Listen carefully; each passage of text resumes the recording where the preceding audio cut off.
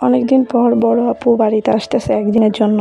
এই তো আমার বড় আপু আর ওর মেয়ে আসতেছে তাই নিতে। আমার ছেলে দেখেন রাস্তায় চলে আসছে, বোনকে এত ভালোবাসে। বাসায় এসেই আম্মু ওর জন্য ভর্তা ভাত রেডি করতেছে। আপু ভর্তা ভাত খুব পছন্দ করে। দিন আপুর সাথে কি কি করলাম ওই ভিডিওটাই আজকে তোমাদের সাথে শেয়ার করব। হ্যালো গাইস, আসসালামু আলাইকুম, কেমন আছো সবাই? দেখো, আম্মু প্রথমে আপুর জন্য ভর্তা ভাত রেডি করে নিতেছে, কারণ আপু ভর্তা ভাত খুব পছন্দ করে। এখানে কাঁঠালের বিচি ভর্তা, কালিজিরা ভর্তা, আলু ভর্তা, মরিচ ভর্তা, এগুলো সব আপুর পছন্দনীয় খাবার। তো আম্মু সেগুলোই রেডি করে নিতেছে। দেখো, আম্মু ভর্তা ভাত রেডি করা হয়ে গেছে, কতটা মজার আর লোভনীয় হয়েছে দেখতে, দেখছো?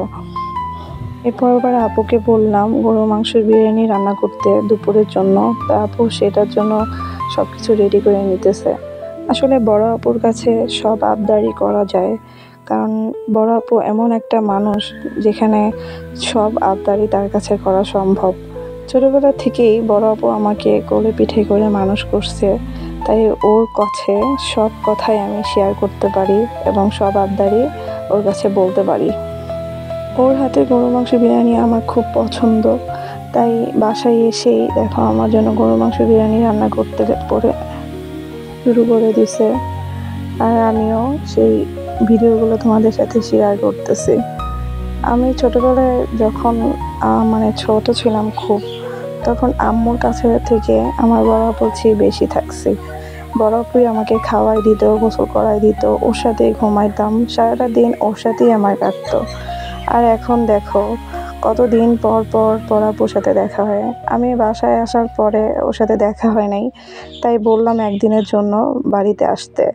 ও তো আসবেই না, সময় নাই, কারণ ছেলে মেয়ে পড়াশোনা শুরু হয়ে গেছে, স্কুল খোলা, এর জন্য আসতেই চায়নি। তারপরে আমার কথা ফেলতে পারে না, তাই বাসা আসছে। তো একদিনের জন্য আসছিল, তো সেই একদিনটাই তোমাদের সাথে শেয়ার করতেছি। আর এখানে দেখো বড় আপুর গরু মাংস দিয়ে বিরিয়ানিটা রান্না করা হয়ে যাইতেছে।